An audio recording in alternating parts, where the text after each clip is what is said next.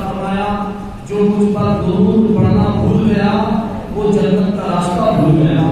لہذا جنت کے راستے پر چلتے ہوئے ایک مرتبہ درود پاک پڑھیں اللہم صلی علی سیدنا مولانا محمد وعلی سلام و سلام علیہ یا رسول اللہ صلی اللہ علیہ وسلم.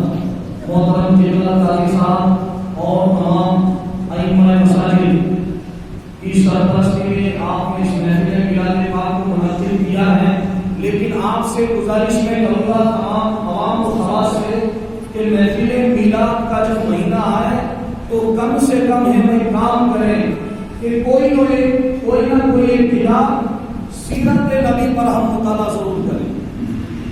اس لیے کہ قرآن میں آئے پر آپ بسم ربک الذی خلق پڑھیے اپنے رب کے نام سے جس نے آپ کو پیدا کیا. تو کم سے کم کوئی ایک کتاب سیرت رسول پر ہم ضرور پڑھیں. ہم لمبی چوڑی تقریر کرتے مقرر آتے دھول اڑا کے چلے جاتے، اس کے بعد ہمیں معلوم نہیں ہوتا کیا بول کے گئے، کیوں آئے، کس لیے آئے. لیکن ہم اگر کتاب پڑھیں گے تو وہ کتاب ہمارے دل پہ اثر کرے گی اور نبی کی سیرت کے معاملے میں ہمیں جانکاری میسر آئے گی. بہت ساری کتابیں نیٹ پہ اویلیبل ہیں، یا تو آپ کتابوں کی دکان سے خرید کے لائیں سیرت رسول کے بارے میں، نیٹ پر سے آپ ڈاؤن لوڈ کر کے پڑھیں. اگر وہ بھی نہیں ہو سکتا تو آپ مجھے واٹس ایپ کریں، میں انشاءاللہ PDF کے طور پر آپ کو فراہم کروں گا اور سیرت رسول پر ایک کتاب پڑھیں. اللہ تعالیٰ قرآن میں فرماتا وما ارسلناک الا رحمۃ للعالمین. اعلیٰ حضرت فرماتے ہیں سر عزت و اطلاع محمد کہ ہے رب کہ ہے عرش پاک زیر پائے محمد، اور خدا کی رضا چاہتے ہیں دو عالم، خدا چاہتا ہے رضا محمد. اور علامہ اقبال فرماتے ہیں کہ تماشا تو دیکھو کہ دوزخ کی آتش لگائے خدا اور بجھائے محمد، اور تعجب تو یہ ہے کہ فردوس اعلیٰ بنائے خدا اور بسائے محمد صلی اللہ علیہ وسلم. اللہ تعالیٰ نے اپنے نبی کو رحمت بنا کر کے بھیجا ہے، لیکن رحمت کے تمام گوشے ہیں، تمام عالمین کے لیے رحمت ہے. اللہ کے نبی انسانوں کے لیے رحمت ہے، یہ ایک موضوع ہے. ان اللہ کے نبی عورتوں کے لیے رحمت ہے، یہ ایک موضوع ہے. اللہ کے نبی بچوں کے لیے رحمت ہے، یہ ایک موضوع ہے. اللہ کے نبی پیڑ پودوں کے لیے رحمت ہے، یہ ایک موضوع ہے. اللہ کے نبی جانوروں کے لیے رحمت ہے، یہ ایک موضوع ہے. اللہ کے نبی فرشتوں کے لیے رحمت ہے، یہ ایک موضوع ہے. اللہ کے نبی عالم ارواح کے لیے رحمت ہے، یہ ایک موضوع ہے. عالم اجنہ کے لیے رحمت ہے، یہ ایک موضوع ہے. اللہ کے نبی عالم ارواح کے لیے رحمت ہے، تمام عالمین کے لیے رحمت ہے. لیکن تمام عالم میں اپنے اپنے گوشے ہیں، اپنے اپنے موضوعات ہیں. میں صرف اس موضوع کو آپ کے سامنے بیان کروں گا کہ عورتوں کے تعلق سے اللہ کے نبی کی رحمت کتنی وسیع ہے اور کس طرح اللہ تعالیٰ نے اپنی رحمتوں سے اللہ کے نبی نے اپنی رحمتوں سے، اپنی عنایتوں سے، اپنی رہنمائی سے عورتوں پر کیا احسان کیا ہے. میرے بھائیوں، ہم علماء کرام سے سنتے آئے ہیں کہ عرب کے اندر یہ دستور ہوتا تھا کہ جب کوئی عورت بیوہ ہو جاتی تھی تو اس کا بڑا بیٹا اس سے شادی کر لیا کرتا تھا. یہ عرب کا دستور تھا. اگر کسی کے یہاں بچی پیدا ہوگی تو اسے زندہ زمین میں گاڑ دیا جاتا تھا. عرب میں اللہ کے نبی جب پیدا ہوئے 1400 سال پہلے کا حال تھا. اس سے پہلے تقریباً اللہ کے حضرت عیسیٰ علیہ السلام سے 300 سال پہلے 300 BC کی بات بتا رہا ہوں. اس زمانے میں یونان کے اندر بڑے بڑے فلسفرز پیدا ہوئے، ایرسٹوٹل، سوکریٹس اور پلیٹو جیسے فلسفی پیدا ہوئے جن کو سقراط و افلاطون نام دیا گیا. علم کے بڑے بڑے چراغ انہوں نے جلائے، لیکن ان کا ماننا بھی عورت کے لیے تھا. خود سوکریٹس نے اپنی کتاب دا ریپبلک میں لکھا ہے کہ عورتوں کو حکومت کرنے کا ادھیکار نہیں ہے، عورتوں کو وراثت کرنے کا ادھیکار نہیں ہے. یہاں تک کہ پلیٹو نے اپنی فلسفی میں لکھا ہے کہ عورتوں کے اندر روح نہیں ہے، عورتیں انسان نہیں ہے. یہ وہ لوگ کہہ رہے ہیں جو اس زمانے میں سب سے زیادہ قابل سمجھے جاتے تھے. آپ دیکھیے عورتوں کا کیا حال تھا. ہندوستان میں عورتوں کا چیر ہرن کیا جاتا تھا، عورتوں کا اپہرن کیا جاتا تھا.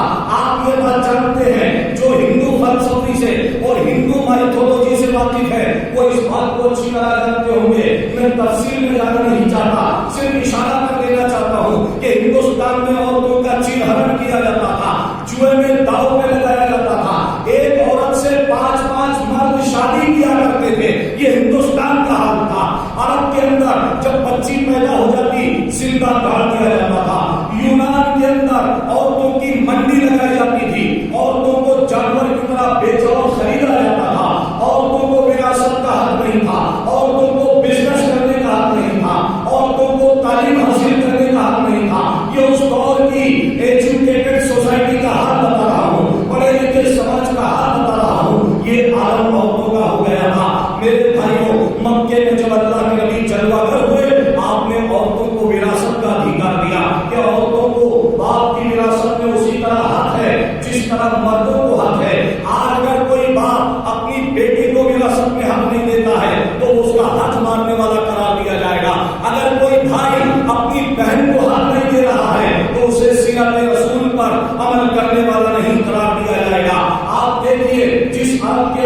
بیٹیوں کو زندہ گاڑ دیا جاتا تھا.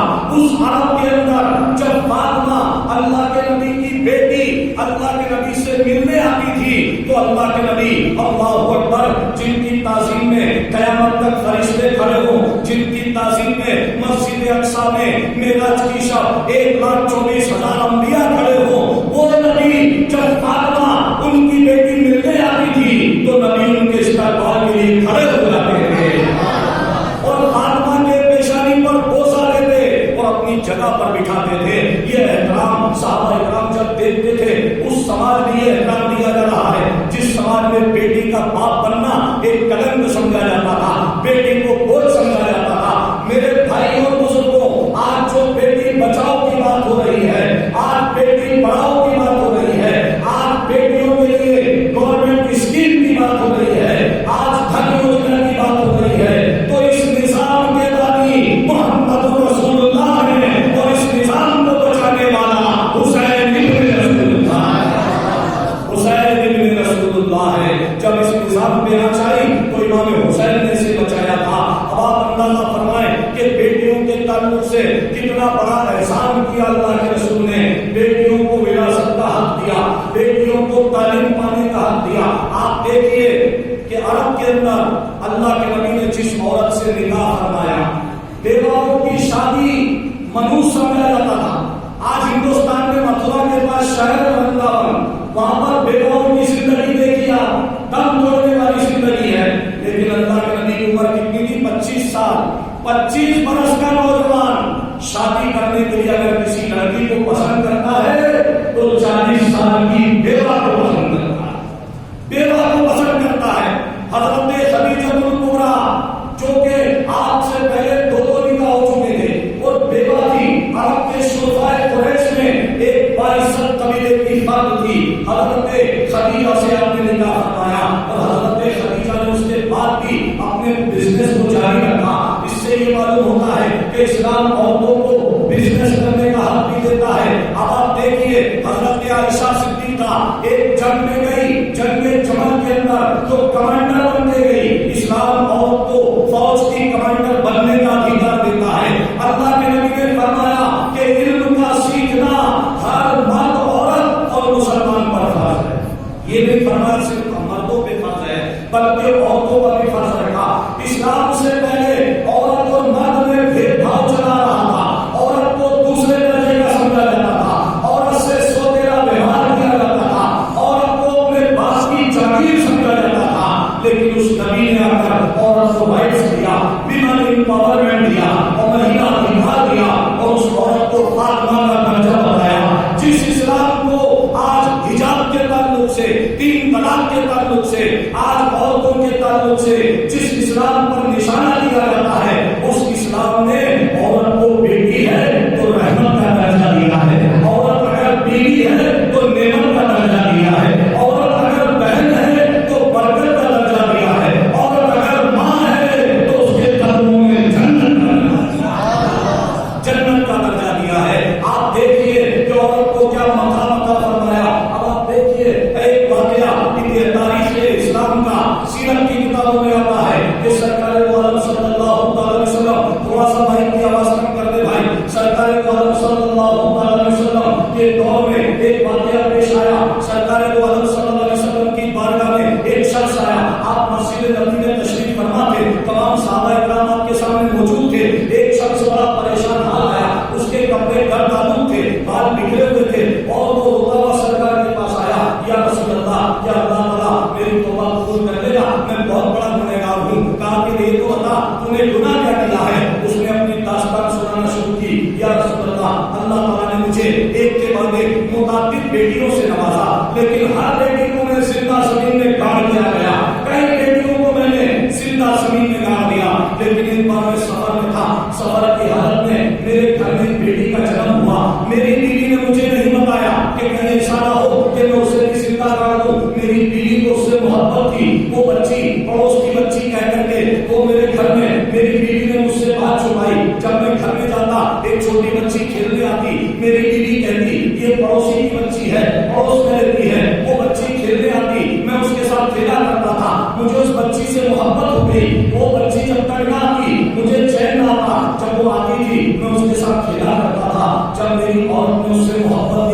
کہ میری بیٹی سے مجھے بہت محبت ہو گئی ہے، تو میری بیوی نے ہر بات مجھے بتا دی اور مجھے کہہ دیا کہ جس بچی کو تم پڑوس کی بچی سمجھتے ہو وہ اصل میں وہ پڑوس کی نہیں، وہ تمہاری بچی ہے، کہیں تم اس کا قتل نہ کر دو، کہیں اسے زندہ نہ کاٹ دو، اس لیے میں نے تم سے جھوٹ کہا تھا۔ جیسے اس نے یہ بات کہی میرے اندر کا شیطان جاگ چکا تھا، میرے اندر خباثت جاگ چکی تھی۔ یا رسول اللہ، میں نے اپنی بیوی سے کہا کہ اگر یہ میری بچی ہے تو اسے تیار کر دو، آج میں اپنے دوستوں سے اسے ملانے لے جاؤں گا، اپنے دوستوں سے ملانے لے جاؤں گا۔ بچی کو تیار کر دیا گیا، میں اس بچی کو گود میں اٹھا کر کے سیدھا قبرستان لے گیا، بچی کو ایک جگہ بٹھا کر میں گڈھا کھودنے لگا، گڈھا کھودتا تھا، بچی میرا پسینہ پوچھتی تھی، مجھے پکڑ کے بٹھاتی تھی، مجھے پانی پلاتی تھی، لیکن میں پھر گڈھا کھودتا رہتا۔ آخر کار میں نے گڈھا کھود دیا، گڈھا جب گہرا کھود کر تیار ہو گیا، میں نے اس بچی کو اٹھایا اور اس گڈھے میں بٹھایا۔ بچی سمجھ رہی تھی کہ میرا باپ مجھ سے کھیل رہا ہے، مجھ سے دل لگی کر رہا ہے، میں اس کے اوپر مٹی ڈالنے لگا، بچی ہنسنے لگی کہ باپ کھیلنے لگا ہے، لیکن میں جب مٹی ڈالتا گیا پھر بچی گردن تک مٹی میں دب گئی تو بچی نے رونا چلانا شروع کر دیا، لیکن میں نے اس کی ایک نہ سنی، میں مٹی ڈالتا گیا یہاں تک کہ میں نے اس کی چیخوں تک کو مٹی کے اندر دفن کر دیا۔ اللہ اکبر، وہ واقعہ سنا رہا تھا، اللہ کے نبی کی آنکھوں سے آنسو بہ رہے تھے، آپ کی داڑھی مبارک آنسو سے تر ہو گئی تھی۔ اس نے کہا یا رسول اللہ، مگر مجھے اس بیٹی کا پچھتاوا آج تک ہے، جتنی بیٹیاں میں نے دفن کی ہیں ان کا پچھتاوا آج تک ہے، کیا اللہ میری توبہ قبول کرے گا؟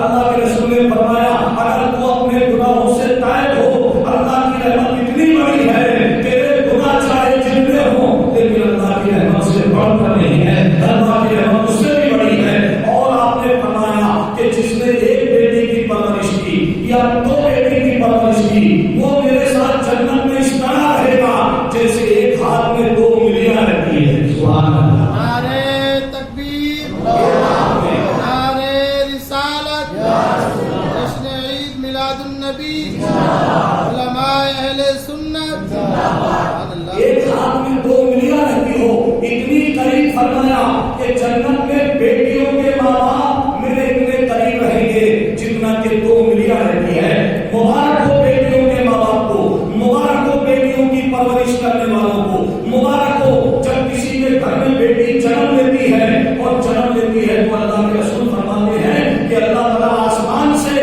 تمام فرشتوں کو بھیج دیتا ہے اور کہتا ہے کہ جاؤ اس بیٹی کے ماں باپ کو مبارکباد دینا کہ اللہ کی رحمت تمہارے گھر میں آئی ہے۔ ارے بیٹا پیدا ہوتا ہے تو رشتے دار مبارکباد دیتے ہیں، لیکن بیٹی پیدا ہوتی ہے تو اللہ مبارک بولتا ہے، رسول پاک مبارکباد دیتے ہیں، اللہ کے فرشتے مبارکباد دیتے ہیں۔ اس لیے میرے بھائیوں، اس بیٹی کے روپ میں فاطمہ کو زہرا ہے، انہی بیٹیوں نے ہمیں حسین دیا ہے، انہی بیٹیوں نے غریب نواز دیا ہے، اسی بیٹی نے ہمیں آمنہ اگر نہ ہوتی تو آج مصطفیٰ کی میلاد نہ ہوتی۔ آمنہ نے مصطفیٰ کو دیا ہے، فاطمہ نے حسین دیا ہے، غریب نواز کی ماں نہ ہوتی تو آج ہندوستان میں اسلام کا عظیم مبلغ نہ ہوتا۔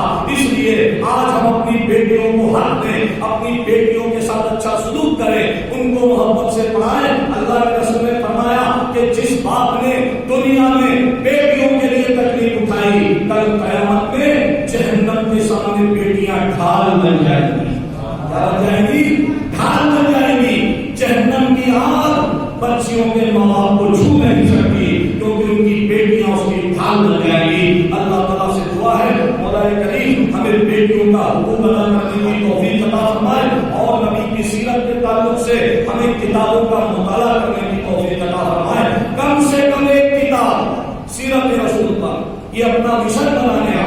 ہر بچہ پڑھا لکھا ماشاءاللہ، اور آپ کی رحمانی برادری میں کرم ہے رحمان کا، یہ بہت سارے بچے ہندی کا اردو بھی پڑھے ہوئے ماشاءاللہ، اردو میں کتاب ڈاؤن لوڈ کر کے پڑھیں، ہندی میں کتاب اویلیبل ہے، سیرت نبی پر 7 جلدوں میں کتابیں میرے بھائیوں۔ کیا لکھا ہوگا؟ نبی نے 40 سال مکہ بچت، 53 سال مکہ میں نکالے اور 10 سال مدینہ میں نکالے۔ آپ نے کیا حالات پیش آئے، آپ نے کیا قربانی پیش کی اسلام کے لیے، کم سے کم اسے جاننے کا حق ہمیں بھی ہے۔ اللہ